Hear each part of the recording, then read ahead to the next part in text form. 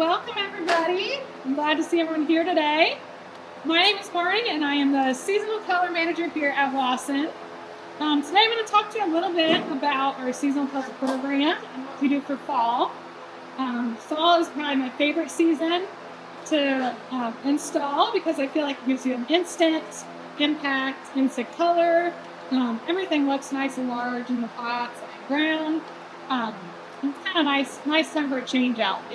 Typically, the seasonal color for fall is going to last you through really until you get a hard frost. So something real nice to put in that kind of extends that season of color for you until we get into more of the evergreens. So I brought up a few different samples of some stuff that I like to use in pots. Here we have just the standard mum. Most everyone's familiar with the mum. It's kind of your standard fall flower. I typically like to find mums when I purchase them that are about at this stage. You want to be fairly closed so that way you get the most bang for your buck, basically. So pick ones that kind of are just starting to show a little color. I always take the mum when I get it and just kind of give a little wiggle. So you're going to be able to feel how sturdy it is. If it's real wobbly when you barely wiggle it, put it back, pick it up. The sturdier you have them, the easier it's going to be to take care of things. You're not going to break it as much when you try to water it. If, say you have a dog or a child, if they come up against it, it's not going to break it as easily. So something that's just really going to last you a little bit longer. These are going to work great in pots, in ground, wherever you want it. Some people will leave it in the pot like this and just set it on their porch. That's good. You're going to have to apply water more often if you do that rather than if you plant it in something. But something really great, obviously, this pot here, this is going to be a little too large to mix in a mixed container with this. But if you have larger pots, great option for that as well. What's the standard length of time for them to go to? I mean, once they really start to open, you're only going to get a couple weeks of really looking good. Once the blooms kind of start to turn brown, start to turn, you can deadhead them if you want. You're not going to get a lot of rebloom out of it. If you want to kind of clean up the dead ones just to make it look a little nicer, you can. It takes a little more effort. I usually tell people to go with colors. I try to avoid white just because once they start to turn brown, it looks really bad. Like they don't look as fresh. So I usually try to go with colors like the orange, the bronze, the red is do pretty well.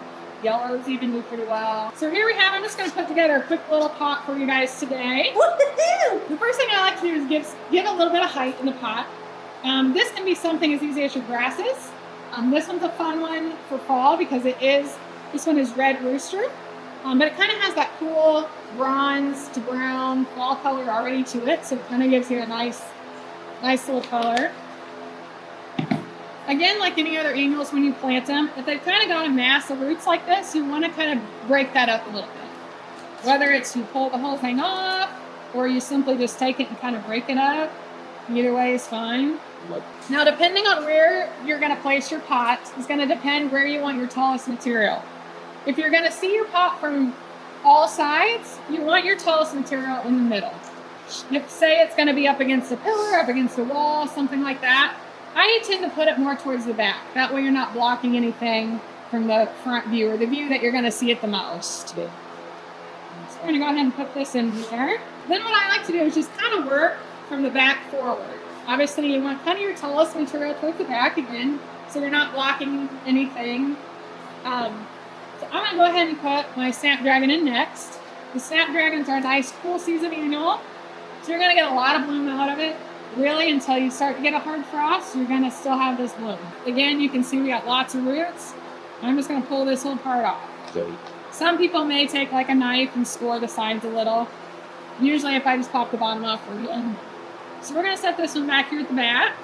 Now as far as color combinations, you can use whatever makes your heart happy. Some people mix all colors, some people tape it in maybe 2 different colors. Some people may do a whole monochromatic sort of thing. Whatever you like. All right, so next we're going to go with another kind of flowering annual. This one's a celosia. Again, another one that's going to keep blooming, last pretty well into the fall. probably not quite as long as the snapdragon, but you're still going to have these nice pretty flowers that are going to keep going. They come in orange, purples, red, yellow, kind of all the really nice bold colors. All right. So a few of my favorite things to use are different cabbage and kales. These are not, you're not going to get a pretty flower out of it or a standard type flower, but these are more for the foliage. And again, you can get just as great of a color of the foliage as you can out of your flowers. So another great addition, these, honestly, until you get snow, you're going to have a nice looking cabbage cake. So really cool things that you can add to give you that pop of color without adding flower. I'm going to put one of these. This one's more of a kale. If you look at the cabbage and kale, an easy way to kind of know what they're going to do, the kale is typically going to get tall, whereas the cabbages are going to kind of stick out and stay a little shorter. So that'll kind of tell you where you need to put it in your pot. So this one I'm going to stick back here. And as it grows, it'll get a little taller, so it will stick up a little bit. I like to stick about as much as I can in my pots, just to give it a nice full look. The fall pots, they're obviously, the growing season's a little smaller, so you're not going to have to worry about the plant material outgrowing the pot as quick. And here's another good fall cool season annual. This is Nemusia. Nice purple color. These kind of get a little height to them, but kind of blob here on the side. They're not going to trail a lot. They're just going to kind of stay in a nice mass. Just something to kind of fill any bare space. Throw your squash and kale. Okay, this is an ornamental pepper. These come in all different colors and sizes. Some will be a little more round. There's some ones that are little purple round peppers. Some get a little larger peppers to them. But again, a nice bold yellow or orange or purple, red, things like that are going to stay on there. You're going to see the peppers for quite a while and give you a nice bright pop of color. All right. Now, depending on how you like to do your pots, some people say you got to have your filler, your thriller, your spiller. I tell people if it looks good to you, you're good. Because you're the one that's got to look at it. So if you don't want to have all those components, you can leave them off. This one, I'm going to go ahead and add something to the edge. I like to add just a little pop of something trailing, kind of keeps the interest throughout your space. So this one is a Silver Falls Dichondra. And it's just going to keep going down. It kind of has that nice silvery green leaf to it. Leave it like that. So this one, what I do when we put your cabbage and kale, as the leaves get spent, they're going to kind of turn this brown. You can just pop those right off. Kind of clean it up a little before you plant it. And then pop it off. Just take the bottom root mass off.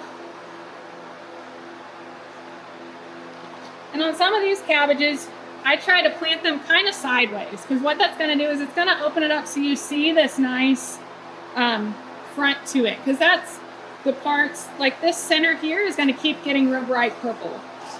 So you're going to see that it's going to give a little more interest to your pot. So let's go ahead and put this guy in here. That's off to the side there.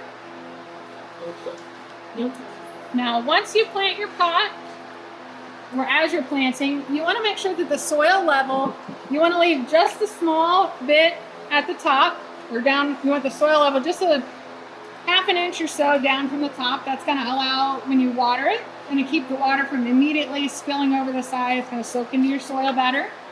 But you want to make sure all of those plants are planted right there. The top of the root ball is right at the top of the level of the soil.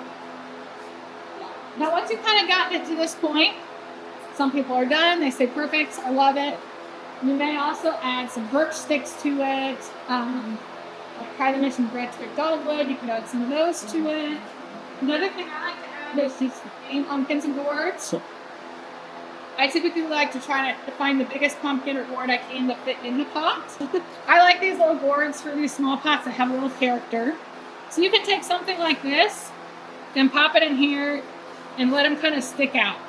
Something like that, but just kind of gives a little finish to your pot, dresses it up a little bit more, kind of elevates it, and that kind of gives it a nice finish. But you're going to get, again, something that's going to give you some interest, some color, kind of add in with your pots. You can also set them on the ground around your pots, kind of do a nice stack of pumpkins, anything like that. Anybody have any questions? I love it. Good. All right.